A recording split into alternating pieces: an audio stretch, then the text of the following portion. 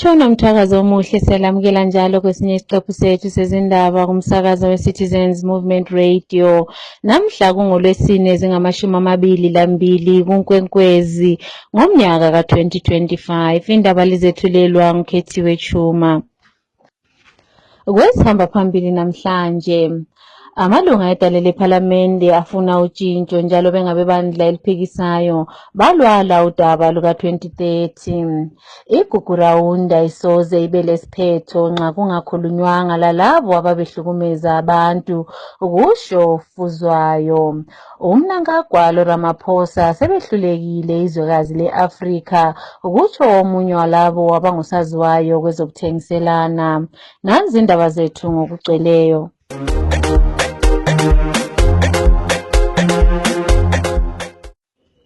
Amalunga edale lephalamende bandla eliphikisayo awe-CCC bathi abazukuvumelana lesimemezelo sokuba kutshintshwe isisekelo sombuso ukuze umongameli welizwe abuse kudlulele umnyaka ka-2028. Othungamela ugatsha lwe-Parliamentary Affairs Bureau Agency Gumbo uthi baza kubambana lezinye izakhamizi ukuze bavimbe udaba luka-2030. Ake sizweni uGumbo ekhuluma. Thank you very much and greetings to the people of Zimbabwe. Agents Gumbo here. I just wish to touch and speak on the topic or the issue of our parliamentary caucus, the Progressive Parliamentary Caucus, which is, a parliamentary caucus which represents a collective of CCC members of parliament who were both either elected by the people of Zimbabwe directly and or appointed by President Nelson Chamisa in the 2023 general elections.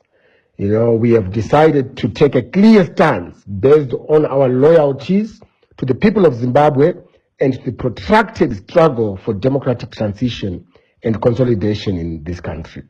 This stance we have taken is that we will not remain silent and allow the hijack of the People's Project by ZANU-PF, nor allow the mutilation of our constitution through advancements of the purported 2023 agenda.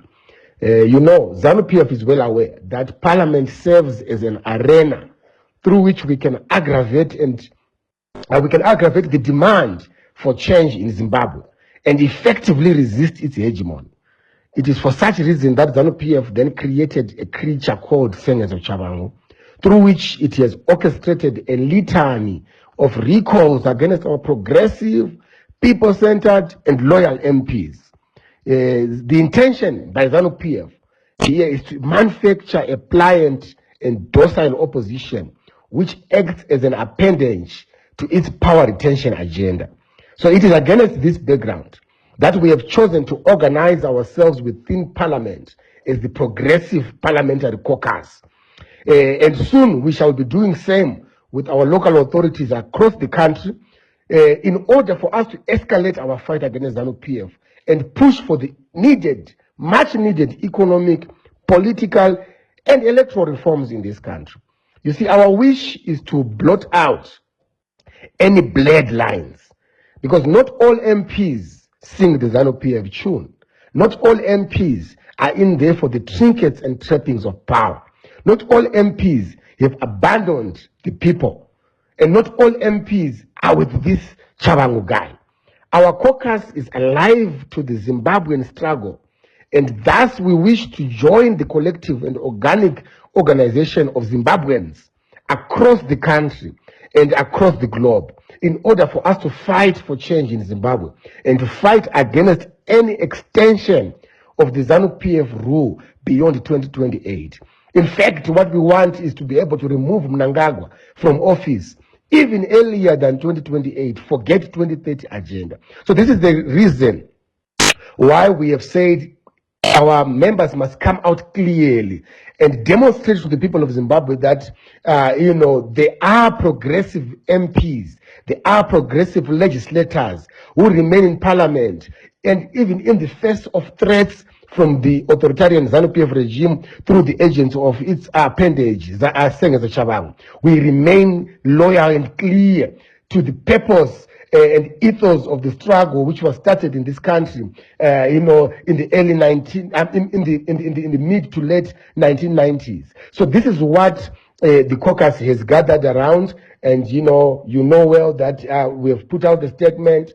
We had about 45 and several apologies by MPs who came. We sat down, came up with resolutions that have been communicated to the public. Thank you very much.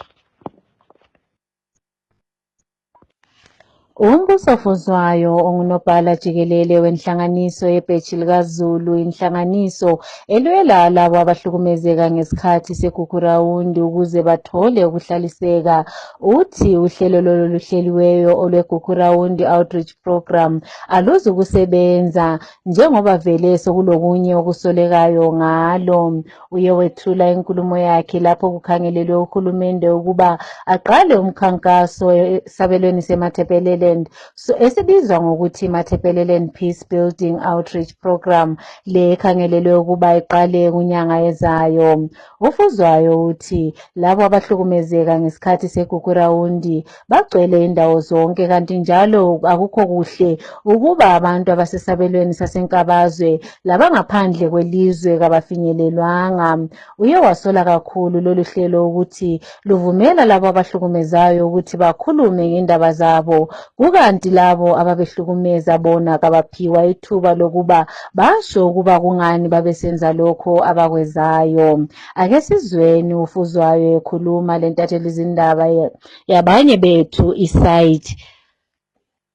Well, I think it has long been overdue, but unfortunately, I have been just talking to villagers in Cholocho. There is a villager who was asking me about the program. So meaning that the program might be known by the urbanites, well, maybe because they are saying they are going to sensationalize the villagers, or concessionals, I don't know the right term. But at the end of the day, the major victims are not in Mud North and Mud South, and some of the victims are outside the country. So there is nothing that has been done to say how are they going to. In fact, they are saying they must come from Botswana, South Africa, Canada, whatsoever. But I think if it was, this is a deliberate way of pushing some other victims out, and you know that victims from Midlands are not participating. So this is a process that is starting, but it is faulty. It is not all inclusive. I listened to the first speaker talking about a process whereby it brings in everyone, but this process does not bring every victim, even the other people, because Zimbabwe is a country that has got scars. If my neighbor was victimized, I'm victimized as well, because it's either when he looks at me, he feels, especially when you talk about Kokoraon, it has left suspicion between tribes. It has left suspicion between political parties.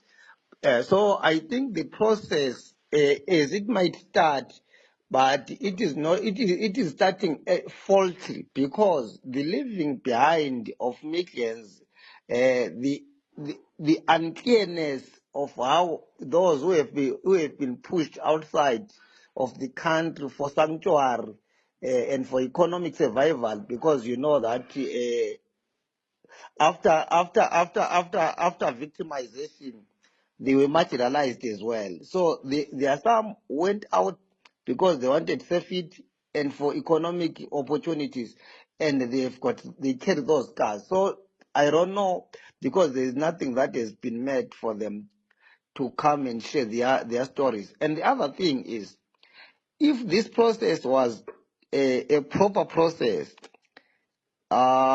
it will bring in the perpetrator. Now it is the story of the victim, but there is no way we are told when is the perpetrator going to share his story. Thank you.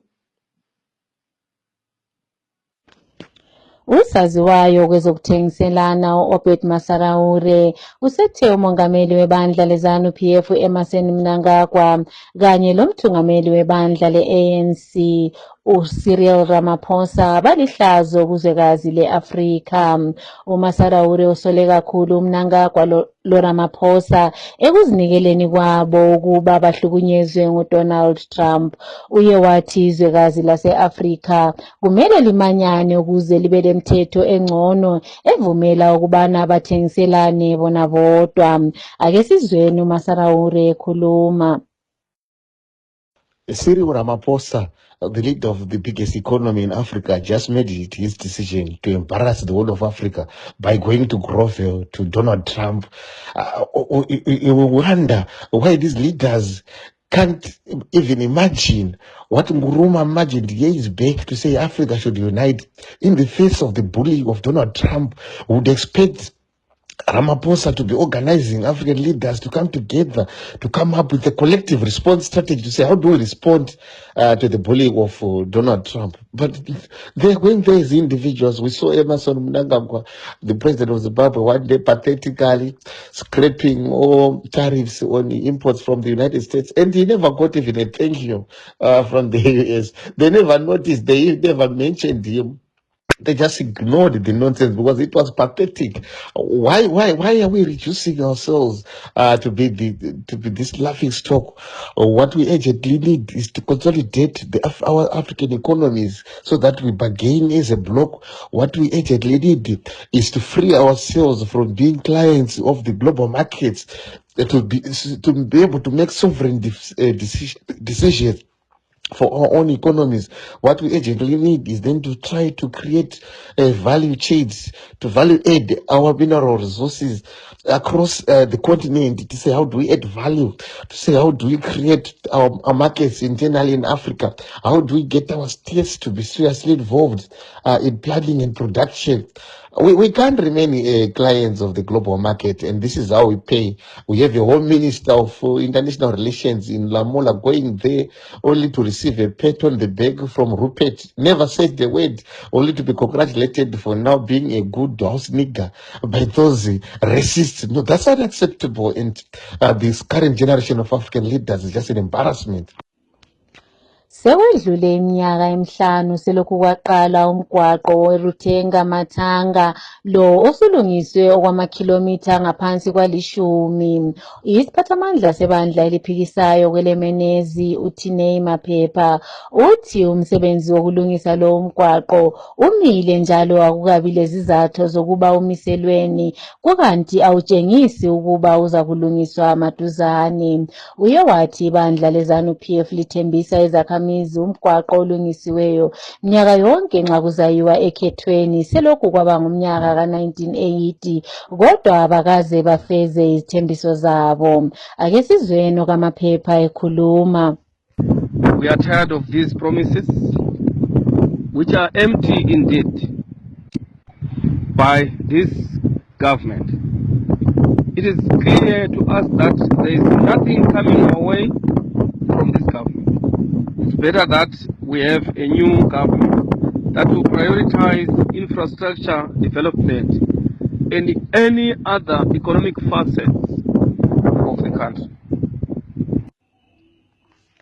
Umongameli wabantu Advocate Nelson Chamisa useye waveza iphupho lakhe lezakhamizi zaseZimbabwe kumakhasi okuxhumana mayelana lesifiso sakhe sokwakha eZimbabwe entsha lapho kuzaba khona lendlela zokuthutha zikanokusho kanye lemgwaqo emangalisayo. Isiphathamandla sebandla eliphikisayo kanti njalo wayelilunga ledale lePhalamende umhlonishwa uEric Gono uthi ulesiqiniseko sokuba umongameli uChamisa uza kuletha utshintsho oluhle elizweni kanti njalo lokhu azakwenza uke wakwenza esasengungqongqoshe khangele ngogatsha lwe-ICT lapho kwakulohulumende womanyano khona. Ake sizweni uGono ekhuluma.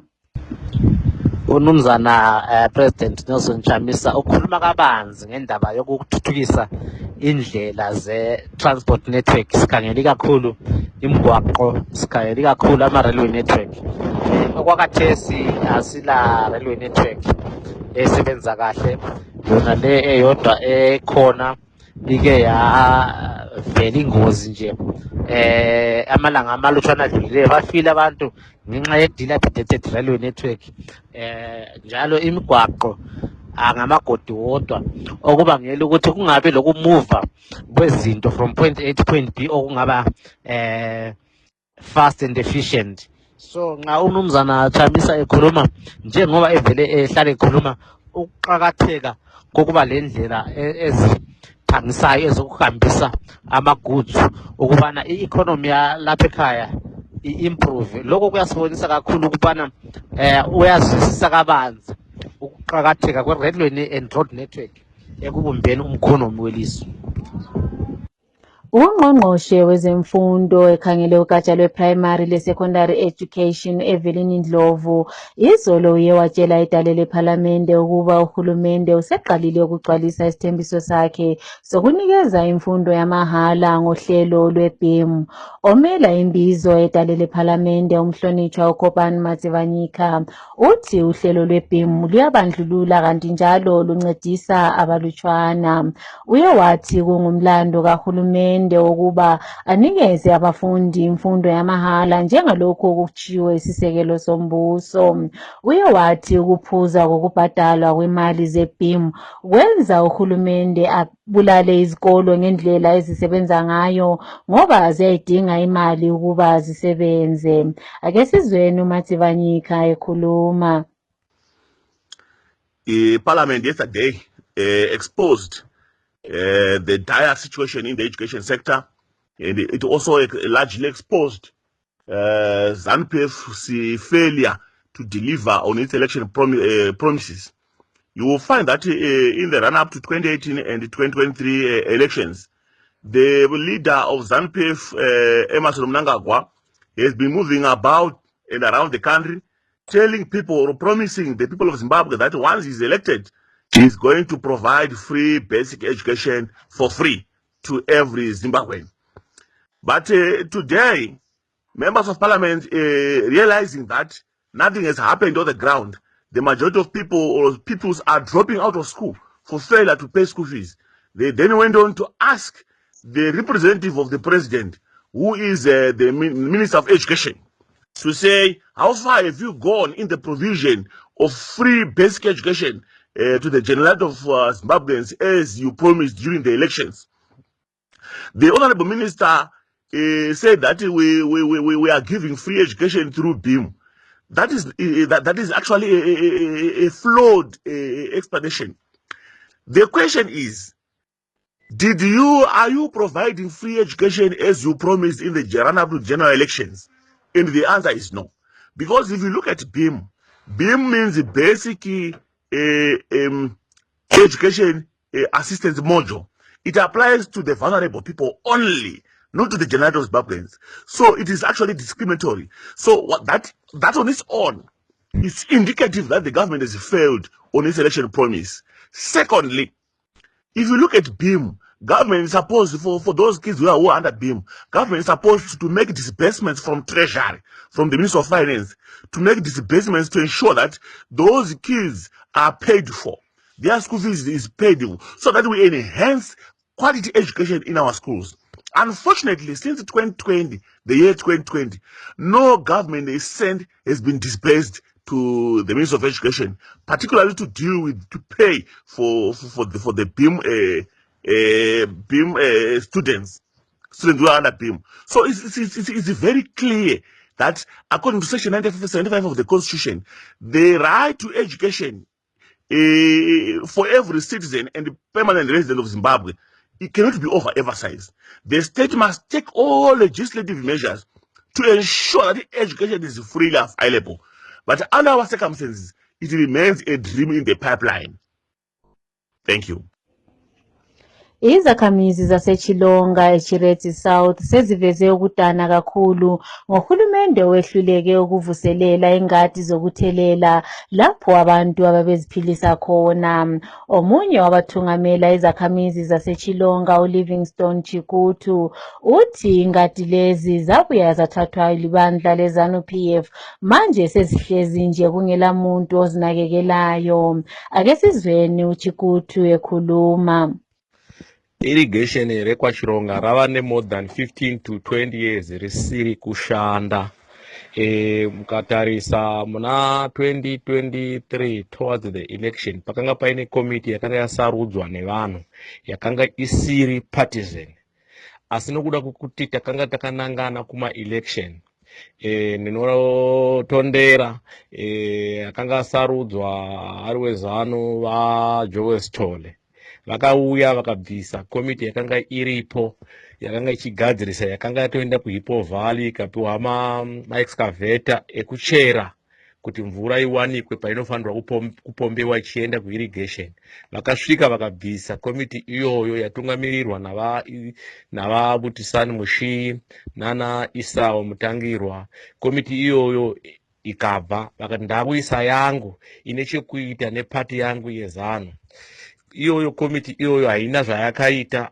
NeveHippo Valley vakabva vatotadza kuramba vachienderera mberi kuti maexcavator avo aramba aripo because vakanga vakuona kuti zvakanga zvava nemapolitics mukati. Vakabva vabvisa makatapila avo iwawo vakamadzosera kuHippo Valley. So naiko zvino irrigation yekwaChilonga haisi kushanda. Inova irrigation inobata vanhu vakawanda. Vanhu vemuChiredzi vaiuya kuzohodha muriwo, madomasi nezvakawanda wanda zvairimwa muirrigation umu. Nenzvimbo dzakatenderera dzinobatanidza vana Chibwedziva, Chambuta, Chipinda, Masivamele, Chingele, Machindu, Majijimba, Gwaseche. Vanhu vaibetsereka umomo vachiwana usave, vamwe vaiuya kuzoshandira vachiwana muriwo nemadomasi. But pare zvino mukatarisa irrigation iroro sekutaura kwandaita kuti more than 15 to 20 years haisi kushanda. Asi hurumende iri kutadza kuona zvinhu izvozvo kuti zvinofanira kugadziriswa kuti vanhu vagone kuguta because vanhu vaitoguta umomo muirrigation iyoyo nokuti irrigation yakakura chaizvo zvokuti yaitobetsera vanhu vakawanda. Bekungolunye usuku njalo enkantolo namhla ngemva kokuba labo abalwela amalungelo abantu abathunjwa egcekeni lendizamtshina iRobert Gabriel Mugabe ngomnyaka ophelileyo. Laba abathi uRobson Chere, uNamathai Khwekhweza, uSamuel Gwenzi kanye loVusimuzi Moyo labanye njalo abalwela amalungelo abantu isicelo sabo sokuba icala leli lisuswe silahliwe ngumantshi ngoLwesibili kanti njalo babuye bafakwa ebhokisini ukuze babhekane lecala labo. Betheswa amacala okungaziphathi ngendlela eqondileyo ngemva kokuba kwabalembhikisho eyenzakale eHarare Magistrate Court kumnyaka ophelileyo. Siye saxhumana lonobhala jikelele wenhlanganiso ye-ACHUS uRobson Chere osiphe imininingwana ngalokho okwenzakale enkantolo. Today we appeared before Harare Magistrate Courts in Harare today where we are being charged with disorderly conduct emanating from 31st of July 2024 when we were abducted from the plane before being tortured and then later on sent to prison for Chikurubi maximum prison for 35 days. So the case is continuing trial and it's on defense stage. And it has been postponed to 2 July at 2:15. Abalandeli bebandla leZANU-PF endaweni okuthiwa iCloverdale duze laseRuwa sebezimisele ukuba bazukuvotela ibandla elibusayo kukhetho oluzayo. Lokhu kuza ngemva kokuba bexoshiwe endaweni lapho ade behlala khona obekuliplazi likalowo olilunga lebandla leZANU-PF uPetronella Kakonye lapho abaliphiwa lumhlabathi ngabanye babantu abathatha umhlabathi ngokungekho emthathweni bathengisela abalandeli lebandla leZANU-PF. Konke lokhu kwenzakala ngesikhathi uKakonye esentolongweni. Indawo yaseCloverdale kanye lezakhamizi zayo bathi bazizwa bengaphathekanga kuhle ngenxa yokungaphathwa kuhle libandla elibusayo lokuba babaxotshe bengazange bebanike enye indawo yokuhlala. Ngesikhangele kwezemidlalo, igoli elihlohlwe nguBrennan Johnson yilo elidale umehluko elenze iTottenham Hotspurs lanqoba iManchester United 1-0 emidlalweni ye-UEFA Europa League Final edlalwe izolo eBilbao kweleSpain. iTottenham ithethe lesi sicoco ngemva kweminyaka engama-17. iTottenham isidlulele phambili ukuba iyodlala ku-UEFA Champions League.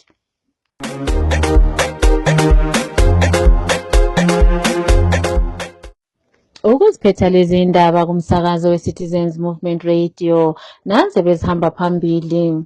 Amalunga edale lephalamende awebandla eliphikisayo awavumelani lodaba luka-2030. Uhlelo lweGugurawundi aluzukuba lesiphetho nxa labo ababehlukumeza bengaphiwanga ithuba lokukhuluma, kutsho uFuzwayo. uMnangagwa kanye loRamaphosa behluleke izwekazi le-Afrika, kusho usaziwayo wezokuthengiselana. Siziphetha lapha lezi ndaba, libe lobusuku obuhle.